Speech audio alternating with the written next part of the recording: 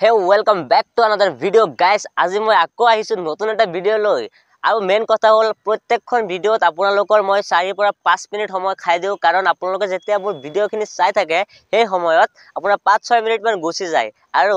সেই কাৰণে মই আজি ভাবিছো নতুন এটা টপিক লম কিন্তু আজিৰ কন্টেন্টটো যেটো বনাম মই সেই কন্টেন্টটো ভাবিব পৰা নাই তাৰ পিছত মই কৈ আছো কি বনাম সেই কাৰণে এনেকা ভাবি